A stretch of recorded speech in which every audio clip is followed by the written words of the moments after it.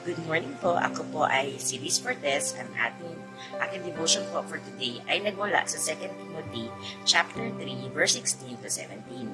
Ang lahat ng kasulatan ay kinasihan ng Diyos at nagagamit sa pagtuturo ng katotohanan, sa pagtatama sa maling katuruan, sa pagtutuwid sa likong gawain at sa pagsasanay para sa matuwid na pamumuhay, upang ang lingkod ng Diyos ay maging karapat-dapat at handa sa lahat ng mabubuting gawain. Ang title po ng ating devotion for today is Stand Firmly Planted in the Word of God. Sa unang bahagi ng chapter na ito, ay mababasa natin ang mga nakakatakot na magaganap sa huling bahagi o sa last days at ang mga pag-uugali na hindi kalugod-lugod o pakipakinabang. Ngunit mababasa naman natin sa pagtatapos ng chapter nito sa mga pahayag na ang lahat ng nakatala sa Biblia ay inspired by God at kapakipakinabang para sa mga challenging times na nagaganap sa ating buhay. At ito ang ating verse ngayon na kanina po ay binasa natin. Ngayon naman po ay basahin po natin ang unang bahagi o ang verse 1 to 5. Dapat mong malaman sa mga huling araw ay nagkakaroon ng mga kahirapan.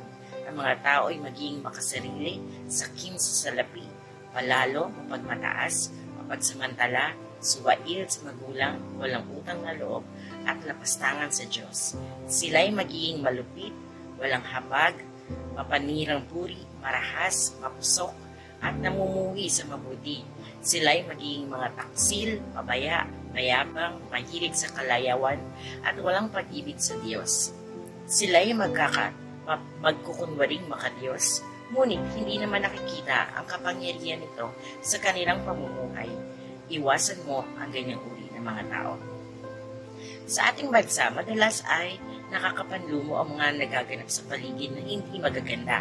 Ang mga laman ng balita sa TV o mga balitang ating nadidinig, kagaya ng ating nabasa sa unang bahagi, ay may parang pareho lang.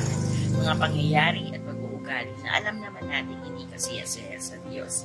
At ito ay nakikita rin natin sa ngayong panahon. Tama si Pablo nang kanyang sabihin ang mga hirap na mararanasan noon sa kanilang panahon at maging hanggang ngayon ay nararanasan natin. Ngunit salamat sa Diyos dahil mayroon tayong salita ng Diyos na magiging gabay natin para mapagtagumpayan ang anumang hirap o challenge that we will be facing.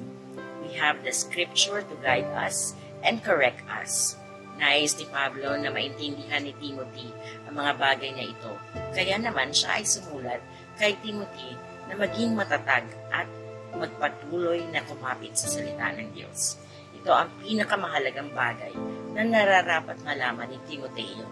Ang salita ng Diyos ay totoo. Ito ay inspired by God. It is life for all who seek to walk in God's ways.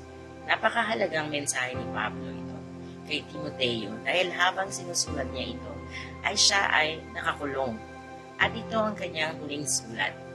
Dahil alam niya siya ay hahatulan at kaya naman pinapasa na niya kay Timoteo ang lahat at nais niyang magtagumpay din si Timoteo katulad niya. Maraming paghihirap ang kanyang naranasan at ngayon nga ay alam niyang ang kamatayan niya ay nalalapit. Ngunit kesa kanyang tanungin bakit nangyari ito sa kanya, hanggang sa huli ay naniniwala si Pablo sa magandang balita ni Kristo. Kaya naman, hinahamon niya si Timoteo na ipagpatuloy ang kanyang nasimulan at gayahin siya at patuloy na maging matatag sa paniniwala kay Jesus. Napakahalagang mensahe ito sa ating lahat na paniniwala sa Biblia at naglilingkod sa Panginoon. Ito ay reminder sa atin na magpatuloy tayo sa pag-aaral ng salita ng Diyos dahil ito lamang ang kailangan natin para mapagtagumpayan ang anumang kahirapan at hamon ng buhay sa ating mga Kristiyano. Bilang lingkod ng Panginoon sa aking pagtuturo, lagi kong sinasabi na ating layunin sa pagtuturo ay nais ko na malaman ng mga tinuturuan ko ang Biblia ay salita ng Diyos. Ito ay buhay at tunay na maaasahan. Dahil dito natin matatagpuan ang lahat ng mga sagot sa lahat ng nais natin malaman sa buhay. Kaya naman, I encourage you, brothers and sisters in Christ, to continue studying the Word of God. This is all we need to make it through each day. God bless and God loves you.